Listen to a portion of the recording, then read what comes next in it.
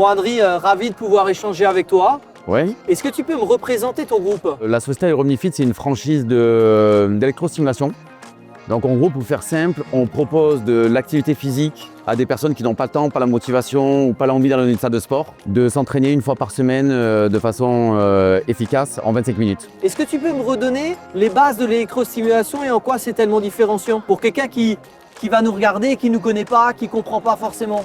Alors l'électrostimulation, c'est pas forcément différenciant parce que c'est utilisé par la médecine, par la kinésithérapie depuis des décennies. Là où le concept va être différenciant, c'est que la technologie qu'on utilise permet de travailler sur une 8 zones en même temps. 8 zones musculaires, les bras, le dos, sur 3 parties du dos, les abdos, les pectoraux, les cuisses et les fessiers. Donc en fait, si tu vas aller en salle de sport, tu vas t'entraîner en général 2 zones musculaires en même temps. Donc ça va demander d'aller faire 2 zones musculaires le lundi, 2 zones musculaires le mardi, 2 zones musculaires le jeudi, 2 zones musculaires le vendredi et tu refais ton cycle. En fait, nous, la différence, c'est qu'on va pouvoir travailler les 8 zones musculaires en même temps, en une seule séance. Et quel est le budget moyen pour quelqu'un qui veut devenir fit, qui veut prendre soin de lui? Ça va dépendre de l'abonnement qu'ils vont choisir, mais on n'est pas sur des tarifs, par exemple, de salles de sport. Pour comparer des salles de sport, on va être plutôt dans un budget à 110 € par mois. Et aujourd'hui, ton réseau, c'est quoi les principaux métriques? Ça a combien de franchisés?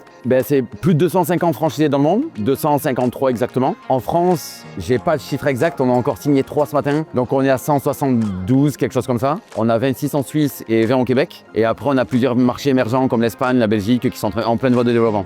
Tu sais que tu es lauréat du trophée des meilleures franchises de France. Tu étais deuxième l'année dernière. Comment tu as, grâce à l'enquête et grâce à ta participation, comment tu as pu appuyer sur les bons leviers d'aller chercher cette première place? C'est quelque chose qui me tient à cœur. Mon équipe peut en témoigner. La remise en question est constante chez nous. C'est-à-dire que quand tu fais une enquête de satisfaction, parfois tu vas avoir des mauvais retours. Et souvent, le réflexe d'un entrepreneur, c'est de dire ouais, mais lui ci, ouais, mais lui ça, mais non, là, c'est pas vrai ce qu'il dit, et ainsi de suite. Et nous, en fait, quand on a eu le rapport, j'ai lu le rapport, moi, j'ai pris du temps à le lire, à le comprendre. Et j'ai vu où est-ce qu'on avait des problématiques, notamment sur le marketing. Et ça tombait bien parce qu'on venait de recruter une nouvelle directrice marketing à cette époque-là. Mais du coup, on s'est dit, on va mettre un focus sur le marketing et sur la formation. C'était les 2 sujets sur lesquels on pêchait selon les franchisés. Et donc, du coup, c'était de la remise en question et ça a été du feedback constant. Les gens ont peur du feedback, mais le feedback te nourrit, en fait. Si tu mets un peu ton ego de côté, allez, au pire, ça nourrit ton ego a été touché pendant quelques minutes. Après, tu le mets de côté. Et en fait, tu dois comprendre que le feedback est là pour te faire grandir, pour te faire évoluer et pas uniquement pour te faire chier. Et donc pour toi, le fait de ne pas laisser le bruit, entre guillemets, de prendre le pas, mais d'être sur des preuves. Dès le départ, tu avais cette envie de donner la parole à tes franchisés, mais de manière anonyme, donc d'accepter qu'ils puissent justement tout dire, puisque tu ne pourras jamais savoir qui a dit quoi. Tu avais conscience de ça? Oui, mais alors c'est bien que ce soit anonyme, parce que justement, ils peuvent dire des choses qu'ils ne diraient pas, parce qu'ils auront peut-être peur d'être jugés, ils auront peut-être peur qu'il y ait des conséquences ou des choses comme ça. Donc du coup, oui, moi c'est une volonté de leur donner la chance de s'exprimer. Je leur demande tout le temps de s'exprimer, mais ils ne le font pas. Donc là, le fait que ce soit dans un cadre structuré, que ce soit avec vous et que ce soit anonyme, ça leur a permis de... Alors je l'espère, et d'ailleurs, tu te dises, là, quand j'ai eu l'enquête de la dernière, je l'ai mis dans mon IA et j'aimerais que tu analyses les verbatim et que tu me dises si les franchisés, selon ton analyse, ont été sincères ou est-ce qu'ils ont fait ça pour qu'on gagne et ils ont voulu faire plaisir. Et mon IA m'a dit non, quand je regardais les verbatim, il y a ils ne sont pas contentés de mettre 10-10-10 partout. Il y a des sujets et il m'a redit tu dois continuer à progresser sur le marketing, tu dois continuer à progresser sur la formation. Donc c'est hyper intéressant, pardon. Et est-ce que tu sens aussi au niveau de tes franchisés qu'ils apprécient que tu leur poses les questions, les bonnes questions, et que tu acceptes aussi qu'ils puissent tout dire? Est-ce que tu as ressenti dans ta relation avec eux que ça permettait encore de le bonifier? J'aurais tendance à dire que ça a toujours été le cas. Il y a quand même un effet où les franchisés se disent je me suis exprimé, donc parce que je me suis exprimé, on doit m'entendre. Et comme tu as dit tout à l'heure, tu as utilisé le terme bruit, des fois il y a du bruit, il y a des signaux. Donc par exemple, on va avoir 150 feedbacks. Sur 150 feedbacks, il y en a peut-être 2 qui vont exprimer quelque chose qui peut être du bruit et pas un signal. Donc il ne faudra peut-être pas y prêter attention. Mais il faudra lui montrer que j'ai entendu ce que tu as dit, mais c'est juste que au moment actuel, c'est pas pertinent et peut-être c'est juste à mettre de côté pour plus tard. Donc le fait qu'une fois par an, il y ait cette enquête, le fait qu'après cette enquête, on ne soit pas juste là à présenter le titre, mais à leur dire par contre, voilà ce que nous avez dit, et voilà ce sur quoi on a envie de travailler parce qu'on vous a entendu et voilà ce qu'on met en place en face, c'est hyper structurant pour le réseau.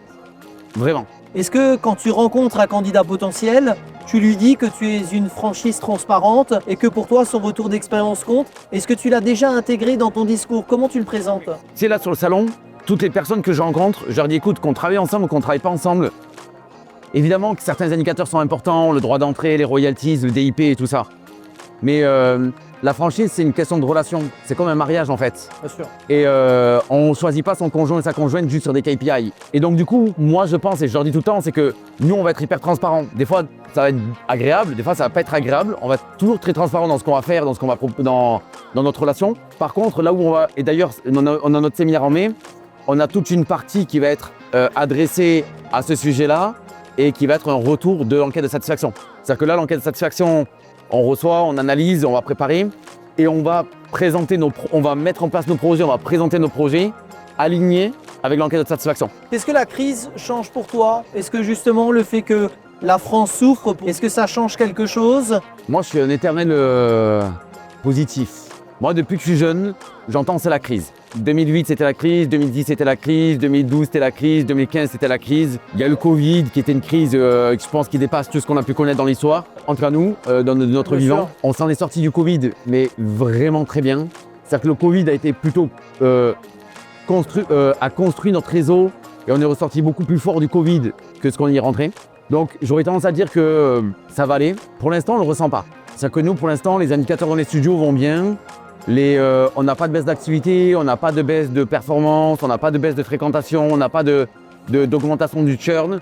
Pour l'instant, ça va bien. Je pense que quand c'est comme ça, il va falloir se concentrer sur un sujet que j'aime beaucoup, qui est l'expérience client, qui est la satisfaction de tes clients et qui est de délivrer de la valeur à tes clients.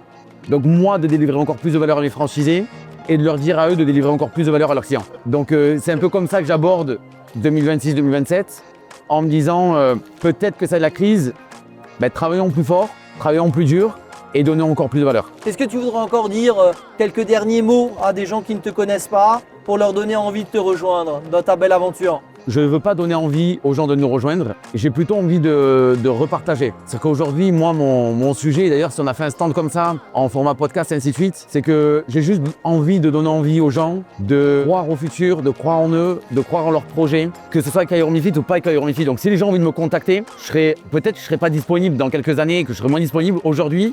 Vraiment, c'est un plaisir d'échanger, de partager, de donner des conseils, d'aller plus dans le détail dans certains moments de mon activité. J'ai monté une chaîne YouTube, non pas parce que je veux faire un tunnel d'acquisition et être rémunéré parce que j'ai pas du tout besoin de YouTube dans mon modèle économique, mais j'ai envie de partager cette expérience comme elle me vient. J'ai pas de script, ainsi de suite. Donc ce que j'aurais envie de dire aux gens, c'est pas rejoignez-nous, mais n'hésitez pas à venir, que ce soit moi ou des membres de l'équipe, à venir questionner, soyez curieux, soyez audacieux, posez des questions. Et peut-être que le mot de la fin est là-dessus. Quand j'ai monté la franchise, je suis venu dans ce salon, j'étais pas encore franchiseur et j'ai rencontré l'Appart Fitness. D'ailleurs, je leur fais une grosse dédicace. Je les ai rencontrés, j'ai fait un entretien avec eux. Et j'ai aimé l'âme qu'ils mettaient dans leur franchise. Je m'en excuse parce que je leur ai pas dit que j'allais être une franchise, mais c'était un petit peu de l'espionnage, donc certainement de la veille. Mais c'est pas grave, je leur ai dit tout à l'heure. Et ils m'ont tellement inspiré. Ils m'ont tellement donné envie de faire une franchise avec une âme, une franchise qui va faire autre chose que juste encaisser le droit d'entrée des royalties. Et ben, je les invite à le faire, mais venez me dire que vous avez un projet, je vous accompagnerai, je ne cherche pas de l'argent, je cherche juste à accompagner et à rendre ce que moi j'ai reçu. Bah Adri, bravo pour ton parcours, bravo pour ce qui a été fait. Et je pense qu'on peut dire qu'on se donne rendez-vous pour les prochains trophées l'année prochaine. Ah, maintenant qu'on a la pole position, on ne va pas la lâcher. Hein. Bon, je compte sur toi. Merci beaucoup. Merci, avec plaisir.